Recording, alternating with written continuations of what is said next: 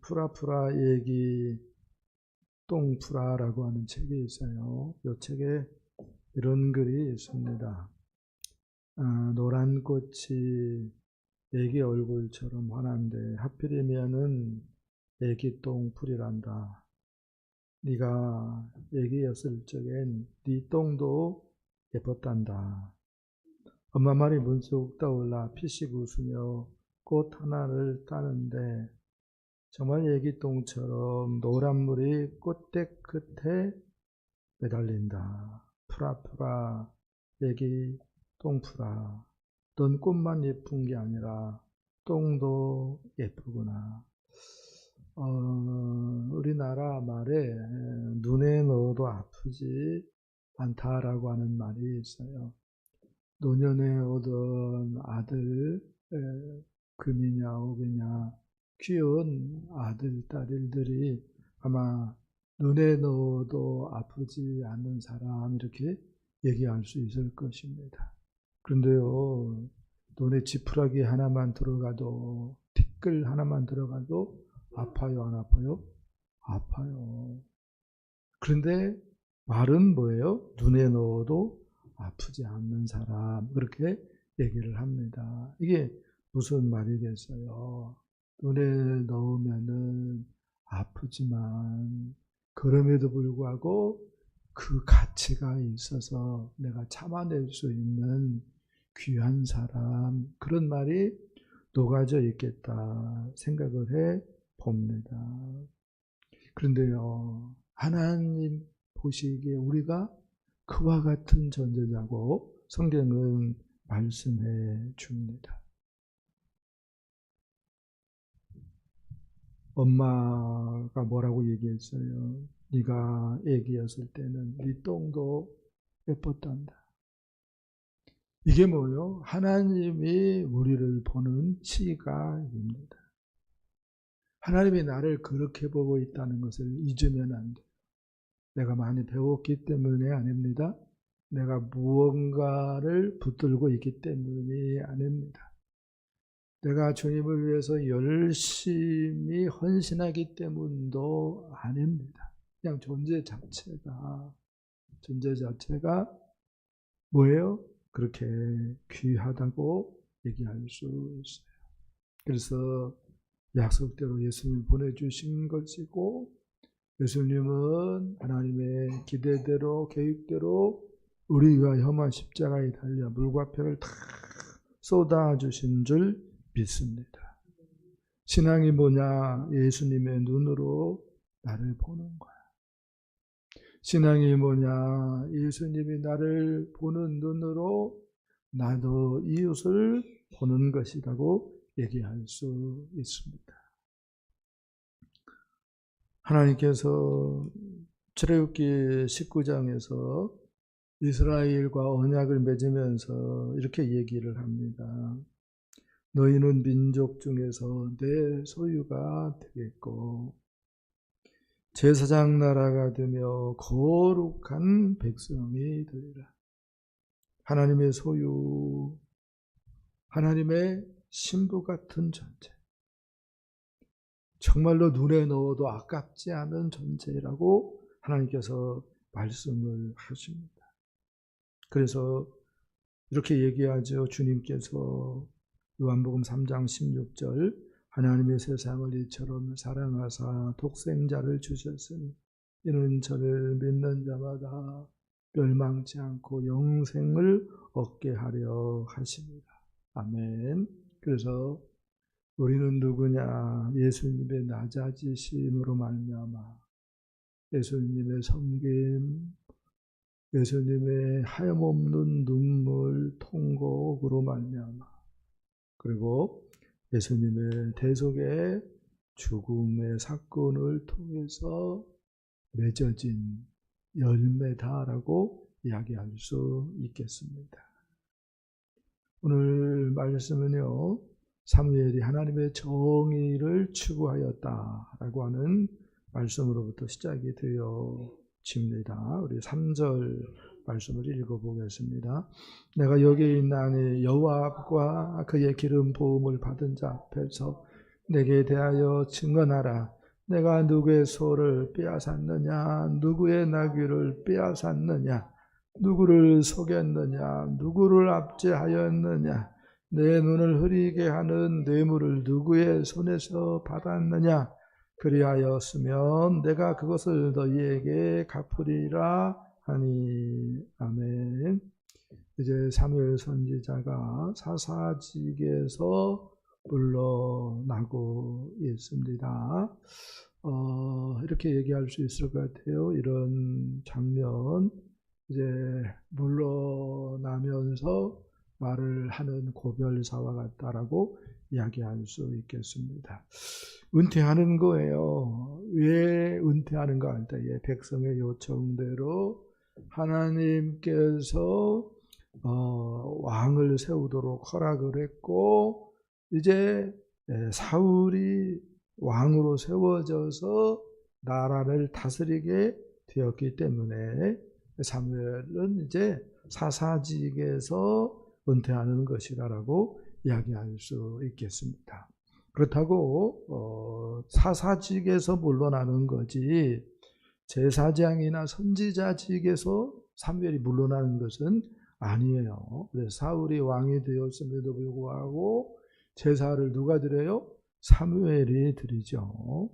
또 하나님 말씀을 전해주죠. 이런 것들은 여전히 사무엘이 선지자요 제사장인 것을 우리가 깨닫도록 하는 말이다라고 이야기할 수가 있겠습니다. 그런데 이제 고별사 하면서 물러나면서 사역에 대하여서 사사직의 그 사역에 대하여서 평가를 합니다. 나는 청년 결백하였다.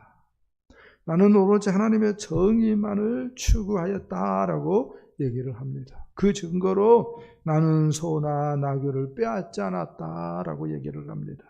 또 억압하지 않았다, 압제하지 않았다, 복종을 행하지 않았다고 이야기를 합니다. 그리고 눈을 흐리게 하는 뇌물도 받지 않았다라고 이야기를 합니다. 여러분, 말이 그렇죠. 사무엘이 사사입니다. 이렇게 얘기할 수 있어요. 최고의 자리에 오른 것입니다. 최고의 권력을 가진 것입니다. 만일 우리가 사무엘처럼 그런 위치에, 그런 자리에 앉아 있다면은 우리도 물러날 때 사무엘처럼 얘기할 수 있을까? 저는 불가능할 것 같은 생각이 들어요. 이유가 뭐죠? 우리나라 대통령의 끝을 보세요. 다 뭐예요? 비리가 있고, 그래서 구속되기도 하고, 5년 못 채워서 뭐예요? 임기 못 채워서 세우랑 차기도 하고. 이거 만만치 않은 거예요. 만만치 않은 거예요. 근데 사무엘은 청년 결백하였다고, 사무엘은 하나님의 정의를 추구하였다고 이야기를 하고 있어요. 어떻게 이 일이 가능했겠습니까? 사무엘 선지자는 자기가 믿는 하나님을 바로 알았기 때문에 그렇습니다. 사무엘 선지자는 정말로 하나님과 교제하고, 그래서 하나님과 동행하고 하나님 말씀에 순종하는 삶을 살았기에 사사직에서 물러나면서 이러한 말을 할 수 있었겠다라고 하는 생각을 해봅니다. 그래서요, 이렇게 얘기하고 싶어요. 신앙생활은 머리로 하는 것이 아니에요. 정말로 하나님을 알고 그 하나님과의 관계 하에서 살아가는 것이 신앙생활이다라고 이야기할 수 있겠습니다. 예수님을 주로 믿으면은 정말로 예수님 말씀에 뭐 해야 돼요? 순종해야 되는 거죠. 이게 뭐예요? 바른 신앙인 줄 믿습니다. 주님께서 열매로 알리라 라고 얘기했어요. 지금 교회가 욕을 꾸준히 먹다가 요즘은 더 먹어요. 통일교도 욕을 먹지만 교회가 이걸 터먹습니다. 여의도 숨고교회 목사가 어떻게 그럴 수 있느냐.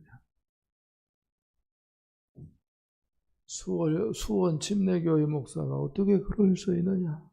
뭐 극동방송 이사장이라고 하는데 어떻게 그럴 수 있느냐. 대형교회 목사들의 부도덕, 비리, 그것은 무엇을 얘기해 주는 것입니까? 그들의 믿음이 뭐예요? 가짜다라고 하는 것을 단적으로 얘기해 주는 거예요. 사무엘 선지자가 우리에게 그걸 얘기한다고요.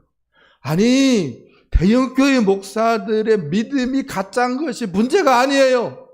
내가 믿는 하나님, 내가 지금 어떻게 믿고 있느냐? 이 질문을 던져봐야 되는 거예요. 머리로만 믿고 있다면, 그래서 그 하나님과 아무런 관계가 맺혀지지 않고, 그래서 그 하나님 뭐라고 말씀한다 할지라도 그 말씀 뒤에 던져버리고 나 하고 싶은 대로 막 삶을 산다면 그게 어떻게 정말로 믿는 믿음이겠냐고 얘기한다고요. 그 가짜다고요. 열매로 한다고요. 열매로 한다고. 교회 많이 다녔다고 하니 중요한 게 아니에요. 내가 뭐 교회에서 어떤 일을 하느냐라고 하는 것이 중요한 게 아닙니다. 직분이 있고 없고가 중요한 게 아니에요. 정말로 예수 그리스도를 하나님으로 알고 예수 그리스도를 하나님의 최고 통치권자로 알고 예수님을 주님으로 왕으로 안다면 순종해야 되는 거죠. 순종해야 되는 거. 자, 두 번째 말씀 보겠습니다. 사무엘 선지자는 우리 하나님은 은혜로운 분이라고 이야기를 합니다. 17절, 18절 말씀 보겠습니다. 오늘은 밀 베는 때가 아니냐. 내가 여호와께 아뢰리니 여호와께서 우레와 비를 보내사 너희가 왕을 구한 일 곧 여호와의 목전에서 범한 죄악이 큼을 너희에게 밝히 알게 하리라. 이에 사무엘이 여호와께 아뢰매 여호와께서 그날에 우레와 비를 보내시니 모든 백성이 여호와와 사무엘을 크게 두려워하니라. 아멘. 두 번째 단락, 본문의 두 번째 단락의 내용은 우리 하나님은 은혜로운 분이다 라고 사무엘 선지자가 얘기를 합니다. 얼마나 은혜로운 분인지 우리 조상들이 애굽에서 종살이하고 있었을 때에 그 애굽에서 건져내 주셨다고 얘기를 합니다. 그리고 그들을 인도하셨고 그들을 젖과 꿀이 흐르는 가나안 땅에 안착해 하셨다고 얘기를 합니다. 그런데 세상에나 만상에나 이스라엘 백성들이 하나님을 믿고 살아갔다고 얘기를 합니다. 그러면은 하나님께서 그들과 단절해버리고 하나님께서 그들을 모른 채 한 것이 아니라 깨닫도록 하기 위해서 그들을 원수의 손에 내주셨다고 얘기를 합니다. 그래서 하나님을 잊고 살아갈 때 하솔과 블레셋과 모압의 손에 넘기셨다고, 그들의 지배 가운데 살아가게 하셨다고 이야기를 하고 있습니다. 근데 너무 삶이 공고해가지고 자기들을 돌아보면서 회개하고 하나님께 부르짖어요. 그렇게 했을 때 하나님께서는 원수를 손에서 건져내서 누구를 보내가지고 사사들을 보내가지고 구원자들을 때마다 보내가지고 그들의 그 사악한 손에서 건져내서 다시 태평의 세월을 주셨다고 이야기를 합니다. 그러던 차에 암몬이 이스라엘을 치러 오는 것을 이스라엘 자손들이 보게 되었는데, 그때 이스라엘 자손이 우리도 세상 나라들처럼 왕이 있어야 하겠나이다 하면서 왕을 구하였다고 얘기를 합니다. 이것이 얼마나 큰 죄인지, 하나님을 믿는다고 하면서도 세상 나라처럼 우리도 왕이 있어야 하겠나이다 라고 구한 것이 얼마나 큰 악인지 너희들은 깨달아야 된다고 얘기를 합니다. 그래서 밀배는 떼지만 이것은 건기예요. 건기는 비가 안 오는 때입니다. 밀배는 떼지만 건기지만 여호와께서 오늘 우레와 비를 보내서 너희들 때문에 하나님의 속이 얼마나 문드러졌는지 나타내 보일 것이라고 사무엘 선지자가 이야기를 합니다. 뭐가 큰 악이에요? 왕을 구한 것이. 하나님은 처음부터 왕이었고 계속해서 왕인데 그 하나님이 왕이 되지 못하게 하는 것. 그것은 뭐다고요? 벼락 맞아 죽을 죄악이라고 사무엘 선지자가 얘기하는 거예요. 이렇게 얘기하고 뭐예요? 우레와 비가 없었으면 문제가 안 되죠. 우레와 비가 이스라엘 백성들에게 닥쳤습니다. 하나님은 은혜로운 분이신데 이스라엘 백성들은 하나님이 왕이 되는 그 삶을 원하지 않았어요.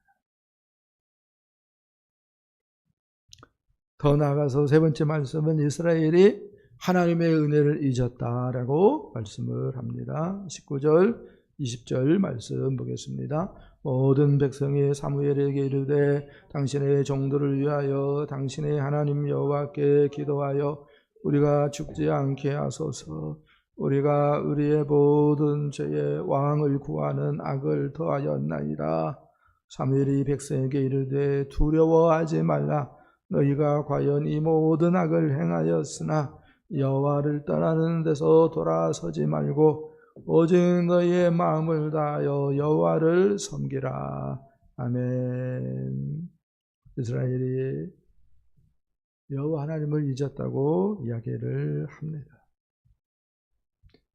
하나님을 잊었다, 다른 말로 하나님의 은혜를 잊었다라고 이야기할 수 있겠습니다. 하나님을 잊었다는 거예요. 하나님의 은혜를 잊었다라고 얘기합니다. 그 결과 두려움에 사로잡혀서 하나님이 얼마나 은혜로우신 분인지를 잊어버리니까 뭐에 사로잡혀요? 두려움에 사로잡힙니다. 그래서 하나님의 통치, 하나님의 다스리심, 하나님의 심판을 또 잊었다고 얘기를 합니다. 이스라엘 역사를 쭉 보면은 하나님을 잘 믿고 하나님을 기쁘시게 해요. 그러면은 하나님이 이스라엘에게 복을 주셨어요. 근데 하나님 말씀에 불순종하고 죄악을 범해요. 그러면 우리 하나님께서 어떻게 했어요? 벌을 내리셨어요. 이게 하나님의 통치다, 하나님의 심판이라고 얘기할 수 있어요. 근데 두려움에 사로잡히니까 하나님이 뭐고, 하나님의 통치가 뭐고, 하나님의 심판이 뭐고, 그런 것들을 생각할 여력이 없는 거야. 그냥 두려움에 사로잡혀서 살아가는 거지요.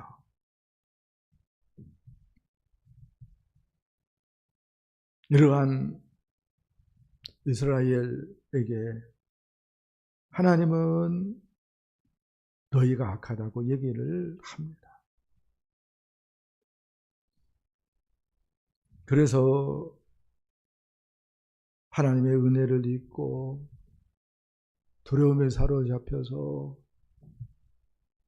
보이지 않지만 천지를 지으시고 보이지 않지만 천하 만물을 다 통치하시는 하나님을 왕으로 인정하지 않고 세상 나라들처럼 우리에게도 왕이 있어야겠나이다 하면서 이스라엘이 왕을 구하게 되었습니다. 이러한 이스라엘을 향하여서 사무엘 선지자는 이게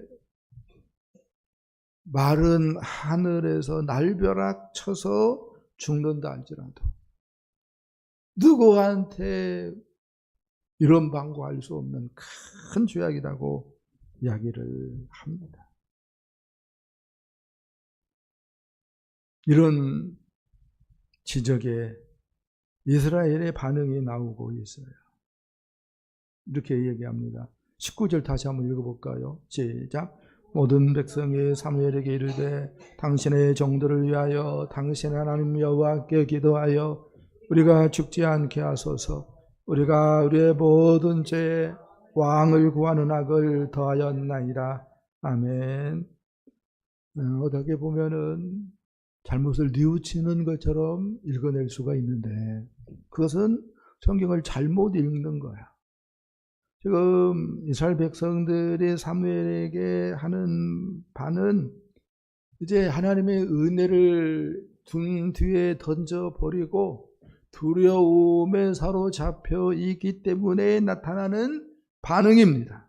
뭐라고 얘기합니까? 당신의 정도를 위하여 당신의 하나님 여호와께 당신이 기도하여서. 잘못은 누가 범했는데? 이스라엘 백성들이 범했는데 기도는 누가 하라고 얘기해요? 당신이 기도해가지고 당신이 살라가 아니라 우리가 죽지 않게 하소서라고 얘기를 합니다.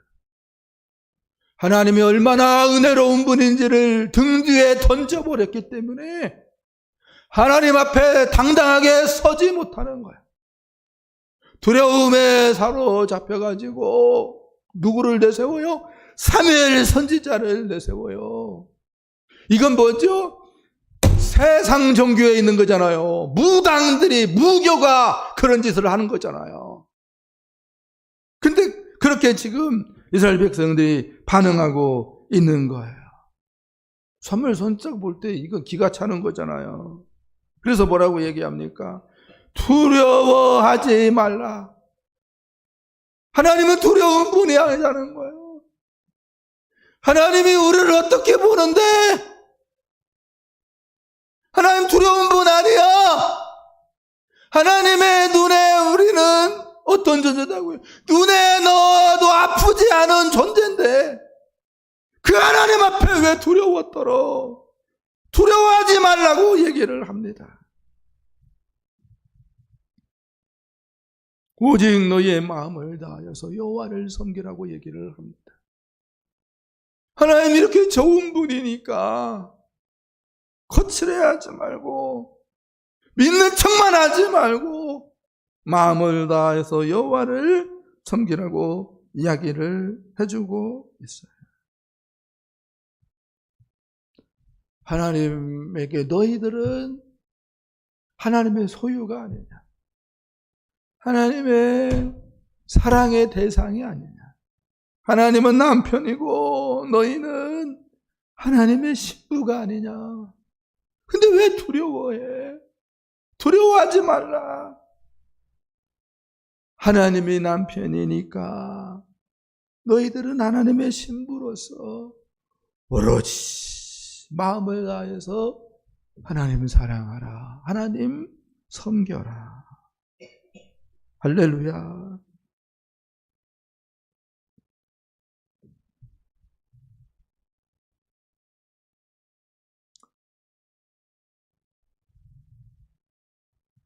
자기 꾀에 자기가 넘어간다라고 하는 말이 있어요.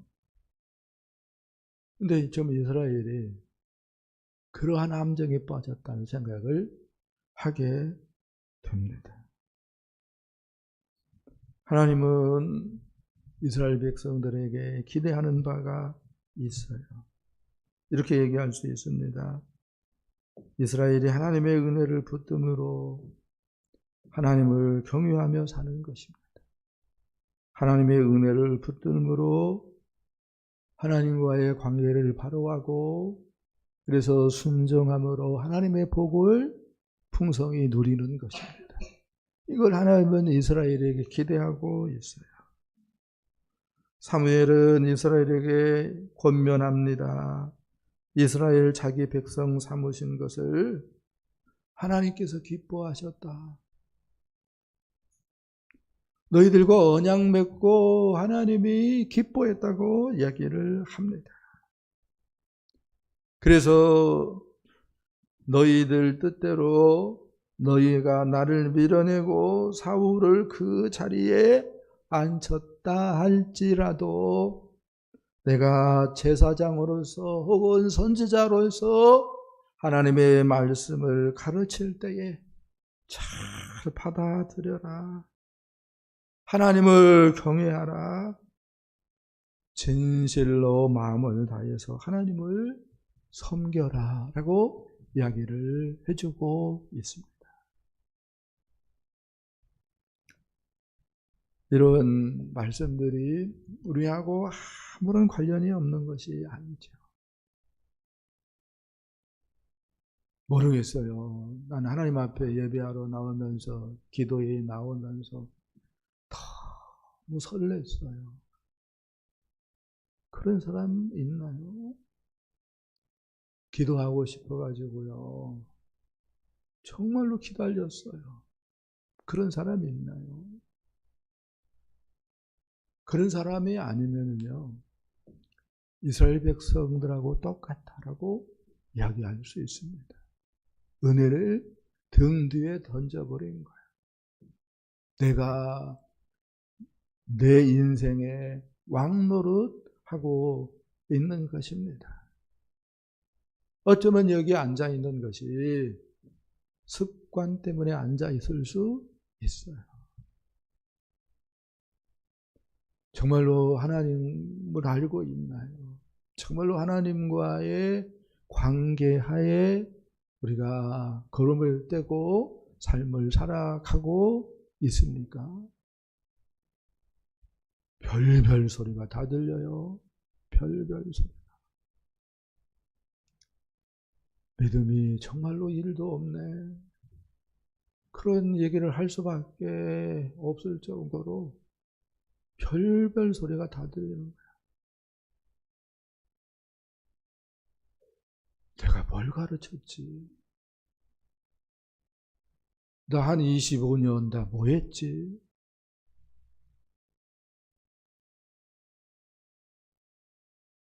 하나님의 은혜를 붙들어야 합니다. 하나님의 은혜를 붙들어야 됩니다. 하나님은 두려운 분이 아니에요. 하나님의 은혜를 붙들고 정말로 하나님과 관계하에 살아간다면 정말로 세상 지루하지 않을 거예요. 세상은 알지 못하는 믿음의 비밀이 있습니다. 이것을 찾아 누리는 저와 여러분 되어줄 수 있기를 예수님의 이름으로 간절히 축복합니다. 축복합니다.